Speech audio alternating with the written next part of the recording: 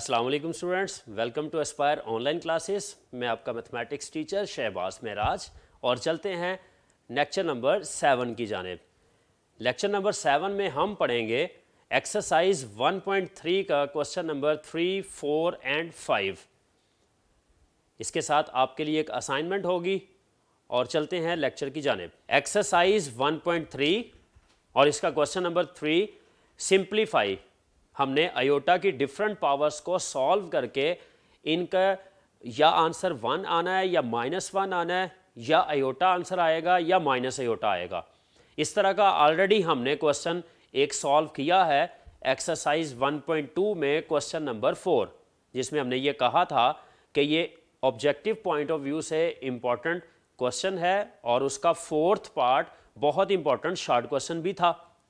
अब एक्सरसाइज 1.3 का जो 3rd क्वेश्चन का फर्स्ट पार्ट है आयोटा की पावर 101, इसको सॉल्व करने के लिए हम लिखेंगे आयोटा की पावर 100 + 1, क्योंकि ये सॉल्व करने का रूल है कि ऑड नंबर आएगा तो उसमें से +1 हम अलग कर लिया करेंगे।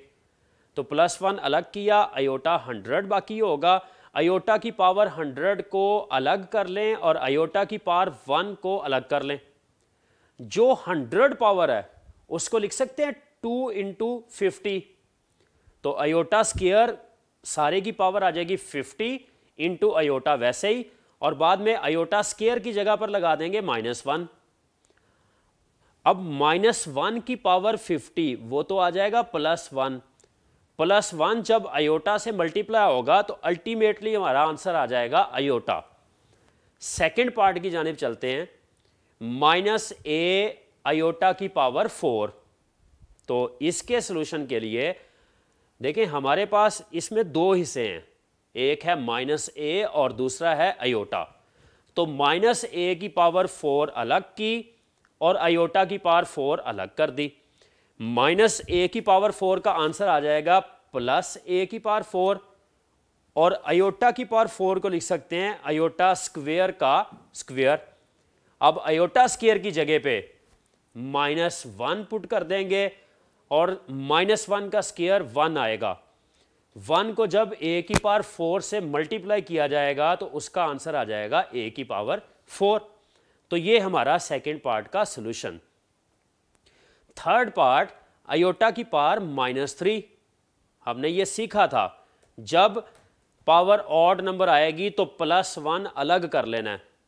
तो यहां पे +1 करेंगे तो फिर पीछे -4 लिखना पड़ेगा। -4 + 1 वही तो -3 बनेगा। अब यहां पर मजीद स्टेप में आयोटा की पावर -4 अलग कर लेंगे और आयोटा की पावर 1 अलग कर लेंगे। वो जो पावर -4 आई है उसको हम आयोटा स्क्वायर के साथ -2 मल्टीप्लाई करके लिख लेंगे। तो अल्टीमेटली 2 और -2 मल्टीप्लाई होंगे तो बनेगा फिर दोबारा -4। हमें ये अंदर आयोटा स्क्वायर इसलिए लिखना है कि बाद में हम इसकी जगह पर -1 लगा सकते हैं। तो जब उसकी जगह पर बेटा -1 लिखेंगे तो -1 की पावर आ जाएगी -2। -1 की पावर जो -2 आ गई है, अब इसको थोड़ा सा सॉल्व कर लेते हैं। -1 की पावर -2 का मतलब 1/-1 की पावर +2। अब नीचे वाली साइड पर -1 का स्क्वायर आ जाएगा 1 और 1 नीचे से खत्म होके बन जाएगा अल्टीमेटली ऊपर वाला 1। तो हम ये कह सकते हैं कि ये वाला सारा हिस्सा ये इक्वल टू 1 आ गया। तो जब 1 को आयोटा से मल्टीप्लाई करेंगे हमारा आंसर आ जाएगा आयोटा। अब पार्ट नंबर 4, आयोटा की पावर -10। तो -10 को हम लिख सकते हैं आयोटा स्क्वायर की पावर -5। बाद में आयोटा स्क्वायर की जगह पे -1 लगा देंगे और इसको अलग से थोड़ा सा सॉल्व कर लेते हैं। इसको सॉल्व करने के लिए -1 की पावर अगर -5 है तो हम लिख सकते हैं 1/-1 की पावर +5। -1 की पावर 5 है, ऑड नंबर होने की वजह से इसका आंसर आ जाएगा -1। तो नेगेटिव का सिंबल ऊपर चला जाएगा तो ये बन जाएगा -1, वही हमारा आंसर है। तो स्टूडेंट इस तरह से हमारा क्वेश्चन नंबर 3 कंप्लीट हुआ। तो चलते हैं नेक्स्ट क्वेश्चन नंबर 4 की जानिब। क्वेश्चन नंबर 4 में है prove that z conjugate is equal to z IFF if z is real. Student ये छोटा सा जो 3 लेटर्स वाला वर्ड है इसको इतना भी छोटा मत समझिएगा। ये पंजाबी में जिसको हम वट्टा सट्टा कहते हैं ये वो है। इसका डबल रिलेशन हमने प्रूव करना है।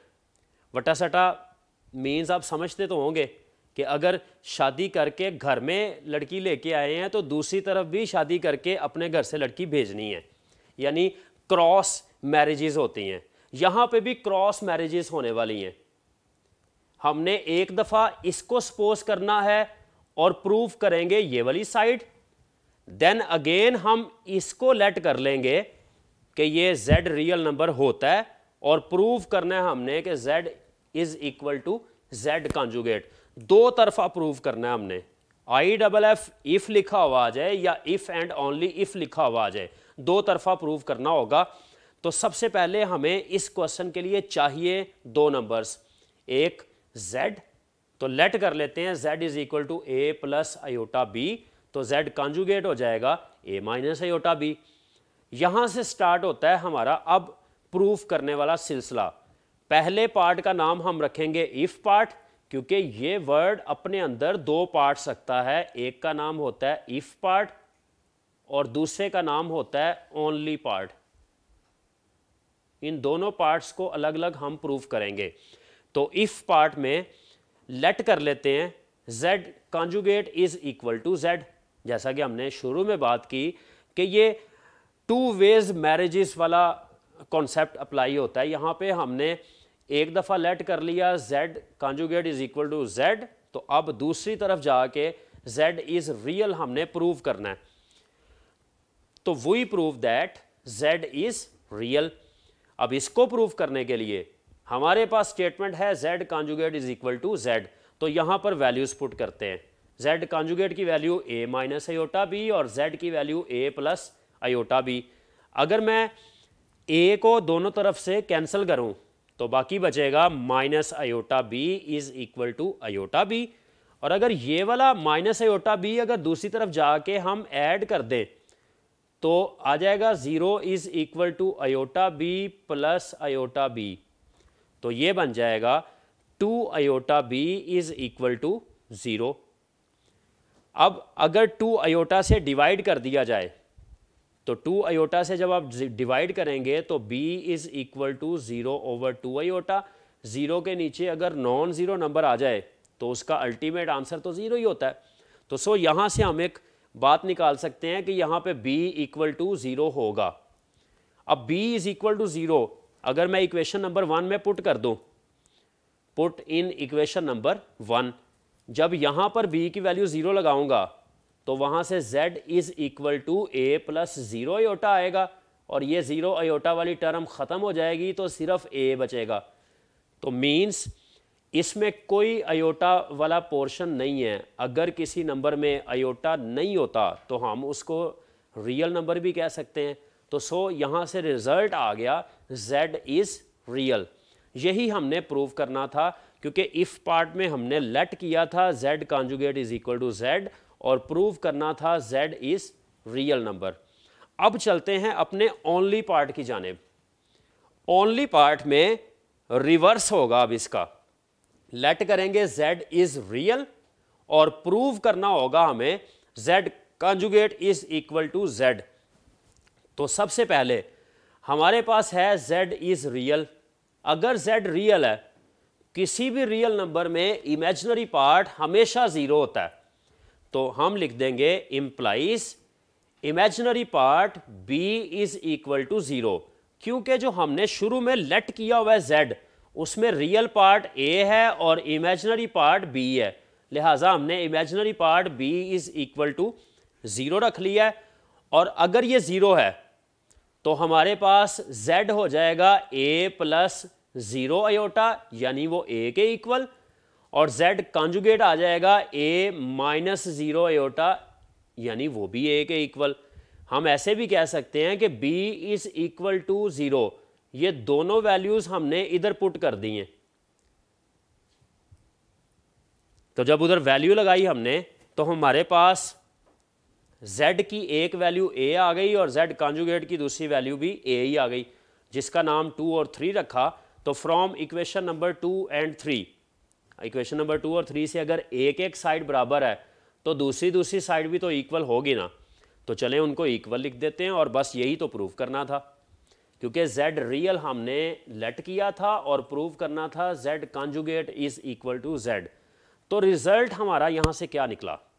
रिजल्ट है z conjugate is equal to z if and only if z is real. इसको हम ऐसे भी कह सकते हैं कि अगर आपके पास कोई रियल नंबर है तो उसका कॉन्जुगेट और वो रियल नंबर वो दोनों इक्वल आएंगे। और हम ऐसे भी कह सकते हैं कि अगर किसी नंबर का कॉन्जुगेट उसके बराबर है तो फिर लाजमी तौर पर वो नंबर एक रियल नंबर ही होगा। तो स्टूडेंट चलते हैं नेक्स्ट क्वेश्चन नंबर 5 की जानिब। क्वेश्चन नंबर 5 में simplify bye expressing in the form of a plus iota b, यानी हमने अपने क्वेश्चन को a प्लस आयोटा b की फॉर्म में कन्वर्ट करना है। इस टाइप का क्वेश्चन भी हम 1.2 एक्सरसाइज में ऑलरेडी कर चुके हुए हैं। क्वेश्चन नंबर 5 ही था, वहां पर भी वो निस्बतन आसान क्वेश्चंस थे, वो MCQs टाइप क्वेश्चंस थे, जबकि ये वाले चारों पार्ट्स ये बहुत इंपॉर्टेंट शॉर्ट क्वेश्चंस भी हैं।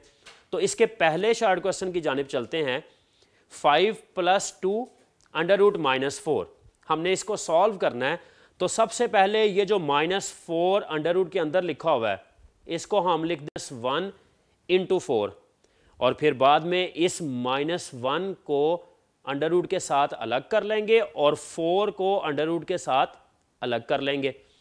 तो बन जाएगा ये 5 एज इट इज़ प्लस का 2 भी वैसे ही, अंडर रूट 4 का आंसर आ जाएगा 2 और -1 अंडर रूट का आंसर आ जाएगा आयोटा।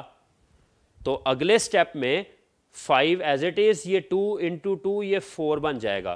तो 5 + 4 आयोटा ये हमारा आंसर होगा। सबसे ज़्यादा बोर्ड में सेकंड पार्ट पूछा जाता है और सेकंड पार्ट का सलूशन करते हैं। सबसे पहले ये जो अंडर रूट के अंदर माइनस आया हुआ है, हम इसको अगर बाहर जाके आयोटा लिख दें तो इस पे किसी स्टूडेंट को एतराज़ तो नहीं, क्योंकि जब अंडर रूट के अंदर -1 आता है अल्टीमेटली उसको आयोटा भी कहा जा सकता है। अंडर रूट 3 वैसे ही लिख दिया साथ आयोटा, इधर भी अंडर रूट 3 वैसे ही लिख दिया साथ आयोटा। अब हमने ऑर्डिनरी मल्टीप्लिकेशन करनी है।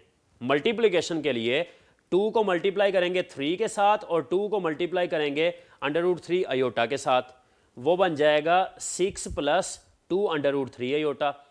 अब अंडर रूट 3 आयोटा को 3 से मल्टीप्लाई करेंगे तो 3 अंडर रूट 3 आयोटा, और जब ये दोनों आपस में मल्टीप्लाई होंगे तो अंडर रूट 3 आयोटा का स्क्वायर आ जाएगा। अब नेक्स्ट स्टेप में 2 + 3 5 हो जाएगा और अंडर रूट 3 आयोटा साथ वैसे ही आ जाएगा। यहाँ पर मैं स्टूडेंट को ये कहता होता हूँ कि आप ये अंडर रूट 3 आयोटा को फ़र्ज़ कर लें ये x की तरह का है, तो अगर 2x + 3x आ रहा है तो अल्टीमेटली हम उसकी जगह 5x ही लिखेंगे ना। तो मैंने 2 under root 3 iota + 3 under root 3 iota इसको आपस में ऐड करके 5 अंडर रूट 3 आयोटा बना दिया, और प्लस के सिंबल के साथ अंडर रूट 3 का स्क्वायर आ जाएगा 3 और आयोटा का स्क्वायर आ जाएगा -1।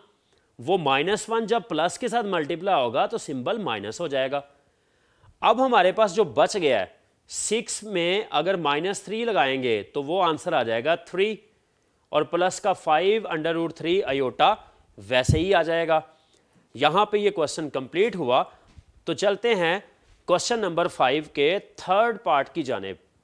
थर्ड पार्ट में नीचे वाली साइड पे अंडर रूट 5 + अंडर रूट -8 आ रहा है। सबसे पहला काम हमारा जब अंडर रूट के अंदर माइनस आएगा तो उसकी जगह बाहर आयोटा लिखना होता है। तो हम इसको -1 × 8 करके -1 की जगह आयोटा लगा रहे हैं, और ये याद रखें कि आयोटा अंडर रूट से बाहर है। अगर कोई स्टूडेंट इसको इस तरह से लिख देगा 8 आयोटा तो ये गलत हो जाएगा।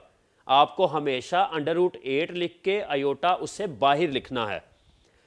तो 2 / अंडर रूट 5 + अंडर रूट 8 आयोटा अब इसको कॉन्जुगेट से मल्टीप्लाई और डिवाइड करने का वक्त आ गया है। बहुत सारे सवाल किए हैं हमने ऐसे जिसमें नीचे कॉम्प्लेक्स नंबर आता है, तो उसको सॉल्व करने के लिए कॉन्जुगेट से मल्टीप्लाई और डिवाइड किया जाता है। तो लिहाजा इसका कॉन्जुगेट आएगा √5 माइनस √8 आयोटा। तो हमने उससे मल्टीप्लाई और डिवाइड कर दिया। अब जब मल्टीप्लाई किया है तो इसके बाद 2 एज इट इज ऊपर मल्टीप्लाई हो जाएगा, वो बनेगा 2√5 माइनस 2√8 आयोटा। जबकि नीचे वाली साइड पर a plus b into a minus b आ रहा है। तो जब इन दोनों को आपस में मल्टीप्लाई करेंगे तो मल्टीप्लिकेशन के मुताबिक ये आ जाएगा a² माइनस b²। और बहुत सारे क्वेश्चंस में हमने ये भी किया है। तो √5 का स्क्वेयर और √8 आयोटा का स्क्वेयर दरमियान में आएगा माइनस का साइन। अब इसके बाद 2√5 माइनस 2 और ठहरिएगा एक लम्हे के लिए, ये √8 को हम लिख सकते हैं 4 × 2 और 4 का बाद में अंडर आ जाएगा 2 और √2 साथ वैसे ही आ जाएगा। अब ये हमने √8 की जगह पर 2 लिख दिया। ये अगर आपको बात समझ ना आए तो इसको अपने नोटबुक के ऊपर खुद से कैलकुलेट कर लीजिएगा। साथ आयोटा याद रखें, आयोटा अंडर से बाहर है। आप लोगों ने भी आयोटा को अंडर से बाहर ही लिखना है। बार बार बताने के बावजूद स्टूडेंट पेपर में ये गलती कर देते हैं। जब पेपर चेक किए जाते हैं तो स्टूडेंट का यहाँ पे कमेंट ये होता है, वो सर याद नहीं रहा। तो बेटा ये आपने इसको याद रखना है। नीचे वाली साइड पे √5 का स्केयर 5 आ जाएगा, माइनस का सिंबल एज इट इज और आयोटा स्केयर आ गया। जब आयोटा स्केयर आता होता है हम उसकी जगह पे -1 लिखते होते हैं। इसके बाद आयोटा स्केयर की जगह जब -1 लगाएंगे तो वो बन जाएगा प्लस का 8। ये ऊपर आ जाएगा 2√5 माइनस 4√2 आयोटा और नीचे वाली साइड पर वो जो नेगेटिव था वो प्लस में कन्वर्ट हो गया, तो नीचे बनेगा 13। 5 + 8 करेंगे वो 13 आ जाएगा। अब ये इसकी सिंपलेस्ट फॉर्म है, ये मज़ीद हल ही नहीं होता, तो लिहाजा हम इसी को अपना आंसर मान लेंगे। चलते हैं पार्ट नंबर 4 की जानिब। तो पार्ट नंबर 4 ये निस्बतन सारे पार्ट्स में सबसे मुश्किल है। इसके मुश्किल होने की वजह इसके एंड वाले 2 से 3 स्टेप्स होते हैं, लेकिन स्टूडेंट्स हम उनको इतने आसान तरीके से सॉल्व करेंगे कि आपको वो स्टेप्स भी मुश्किल नहीं लगेंगे। और वो तमाम स्टूडेंट्स जो एस्पायर के ऑनलाइन लेक्चर्स अटेंड कर रहे हैं उनका वाज़े फ़र्क होगा दूसरे स्टूडेंट से क्वेश्चंस को अटेम्प्ट करने के स्टाइल में आते हुए। हमें ढेरों कमेंट्स मिल रहे हैं, आप लोगों के अप्रिसिएशन मिल रही है। बेटा आपको किसी क्वेश्चन में कहीं से बात समझ ना आए तो आप हमें कमेंट में लिख सकते हैं, हम इंशाल्लाह किसी ना किसी तरीके से उसका आपको आंसर ज़रूर डिलीवर कर देंगे। तो चलते हैं पार्ट नंबर 4 की जानिब। 3/√6 माइनस √-12। अब इसको सॉल्व करने के लिए नज़र तो आपको आ गया है कि स्टार्ट कहाँ से करना है।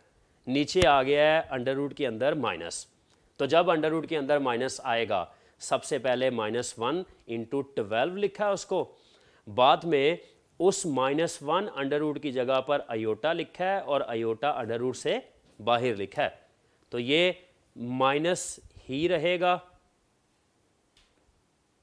वो माइनस एज इट इज़ आ गया। तो टोटल हमारे पास बन गया 3/√6 माइनस √12 आयोटा। तो नेक्स्ट स्टेप में अब कॉन्जुगेट से मल्टीप्लाई और डिवाइड करने का वक्त आ गया है। तो कॉन्जुगेट से मल्टीप्लाई और डिवाइड करेंगे, चूँकि √6 माइनस √12 आयोटा इसका कॉन्जुगेट बनेगा प्लस √12 आयोटा के साथ, उससे मल्टीप्लाई और डिवाइड करेंगे तो स्टूडेंट्स 3 तो ऊपर मल्टीप्लाई हो जाएगा। 3 को हमने फ़िलहाल ऐसे ही लिखा है ब्रैकेट के साथ, क्योंकि उसकी वजह यह है कि आगे चल के इस 3 को हम कैंसिल भी करने वाले हैं। तो 3/√6 plus √12 iota as it is. लेकिन नीचे वाली साइड पे अब तो आपको ये बात पता है कि जब इस तरह की सिचुएशन आएगी तो a² माइनस b² लिखना है। तो a² आ जाएगा √6 और b² आ जाएगा √12 आयोटा का स्क्वायर। तो ऊपर वाली टर्म वैसे ही नीचे ही हो जाएगा 6 + 12, प्लस कैसे आया, आयोटा स्केयर आया, उसकी वजह से वो सिंबल चेंज हो गया तो उसको हमने प्लस बना दिया। नीचे अब बन रहा है 18, ऊपर था 3√6 + √12 आयोटा और नीचे आ जाएगा 18। तो बेटा जब इसको कैंसिल करेंगे तो नीचे बच जाएगा 6। तो उस 6 को अब नेक्स्ट स्टेप में हम 36 का अंडर रूट लिखने लगे हैं। ये करने की वजह यह है कि ऊपर दोनों टर्म्स अंडर रूट में है, तो नीचे वाली टर्म को भी अंडर रूट कर लेते हैं और बाद में उसको अलग अलग डिवाइड कर देंगे दोनों के साथ। अब जब ये कैंसिल करने की बारी आएगी, इसको कैंसिल करेंगे तो ये √1/6 बच जाएगा। इसको अंडर रूट कंबाइन करेंगे तो 12 को इससे कैंसिल करेंगे तो 1/3 बच जाएगा। 1 का अंडर रूट 1 होता है, नीचे आ जाएगा √6, इधर आ जाएगा 1 ऊपर वाली साइड पे और नीचे आ जाएगा √3, साथ में आ जाएगा आयोटा। तो ये हमारा 4th पार्ट कंप्लीट हुआ। तो स्टूडेंट्स ये आपके लिए एक छोटी सी असाइनमेंट, इसको सॉल्व करें। आज के लेक्चर के लिए इतना ही, अपना बहुत ख्याल रखिएगा। मिलते हैं नेक्स्ट लेक्चर में नए क्वेश्चंस के साथ। अल्लाह हाफिज़।